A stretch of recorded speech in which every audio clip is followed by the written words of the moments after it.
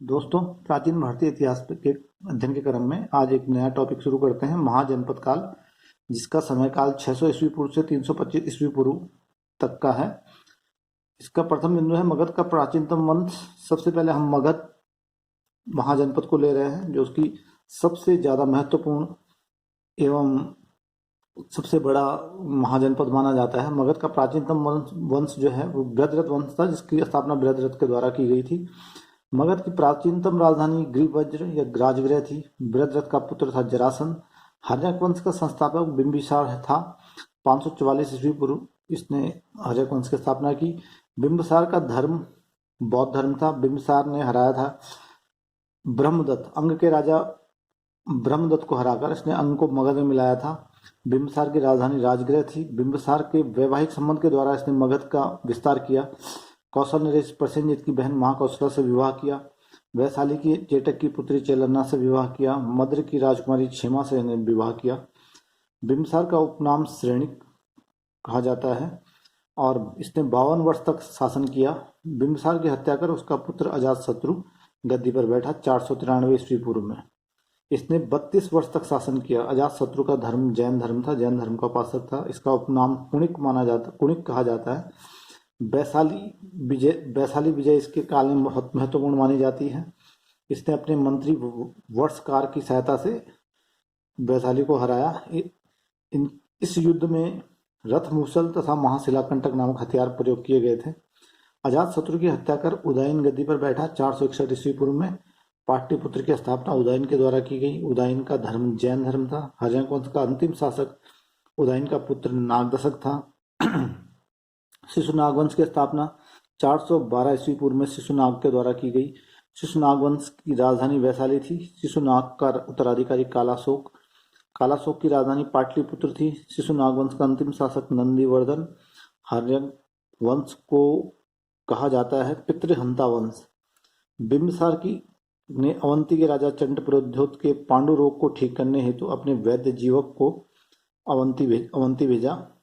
नंदवंश का संस्थापक महापद्मनंद कहा जाता है और नंदवंश का अंतिम शासक घनानंद को कहा जाता है। अगला जो हम अध्ययन कर रहे हैं सिकंदर का जन्म 356 ईस्वी पूर्व तथा मृत्यु 323 ईस्वी पूर्व हुई। सिकंदर महानतम ऐतिहासिक शासकों में से एक माना जाता है। इसका जन्म 356 ईस्वी पूर्व, मृत्यु 323 ईस्वी पूर्व। इसके पिता थे फिलिप। 359 ईस्वी में मैसेडोनिया का शासक बना। मैसेडोनिया ग्रीस यानी कि यूनान में है। इसके गुरु थे अरस्तु। भारत विजय अभियान इसने 326 ईस्वी पूर्व में शुरू किया तथा इसका सेनापति सेल्यूकस निकेटर था। हाइडेस्पस से झेलम का युद्ध, जो काफी प्रमुख युद्ध भारत में उसने लड़ा, सिकंदर एवं पोरस के मध्य लड़ा गया, जिसमें पोरस की हार हुई थी। सिकंदर की सेना ने ब्यास नदी के तट पर आने के बाद ब्यास नदी को पार करने से इनकार कर दिया, क्योंकि वो घर से बहुत दूर आके थक गए थे, युद्धों में लगातार लड़ते हुए थक गए थे। और उन्होंने जो है महापद्मनंद की बहुत तारीफ सुनी थी कि वो बहुत बड़ा, उसके पास बहुत बड़ी सेना है, तो उन्होंने ब्यास नदी को पार करने से इनकार कर दिया। 325 ईस्वी पूर्व में भारत से स्थल मार्ग से सिकंदर अपने बेबीलोन लौटा और 323 ईस्वी पूर्व में बेबीलोन में उसकी मृत्यु हो गई। सिकंदर का जल सेनापति नियारकस था। उसके घोड़े का नाम बुकेफेला। घोड़े के नाम पर झेलम के तट पर उसने बुकेफाला नगर बसाया। मात्र 30 वर्ष की उम्र में उसका साम्राज्य यूनान से पश्चिमोत्तर भारत तक फैला था। इतिहास में इसे सबसे बड़ा साम्राज्य माना जाता है। वह सदैव युद्धों में अजेय रहा। उसका जन्म स्थान पेला मैसेडोनिया में था। उसकी माता का नाम ओलंपियस या एपिरस था। सिकंदर के पुत्र सिकंदर IV एवं फिलिप III थे।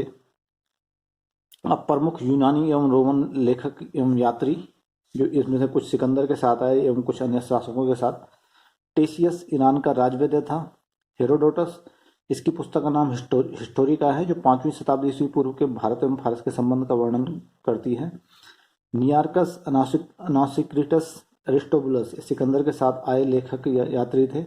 मेगास्थनीज सेल्यूकस का राजदूत मौर्यों के दरबार में रहा, खासकर चंद्रगुप्त मौर्य के दरबार में। इसने इंडिका नामक पुस्तक लिखी। डायमेकस सीरियन राजा एंटियोकस का राजदूत था, बिंदुसार के दरबार में रहा। डायनोसियस टालमी फिलाडेल्फस मिस्र का राजदूत था, अशोक के काल में रहा। टालमी भारत का भूगोल पुस्तक लिखी 2री शताब्दी ईस्वी पूर्व में। प्लिनी नेचुरल हिस्ट्री बुक लिखी है प्लिनी ने। पेरिप्लस ऑफ द एरिथ्रियन सी, ये 80 ईस्वी की रचना है और इसका रचनाकार अज्ञात है। तो मित्रों आज इसमें इतना ही, धन्यवाद।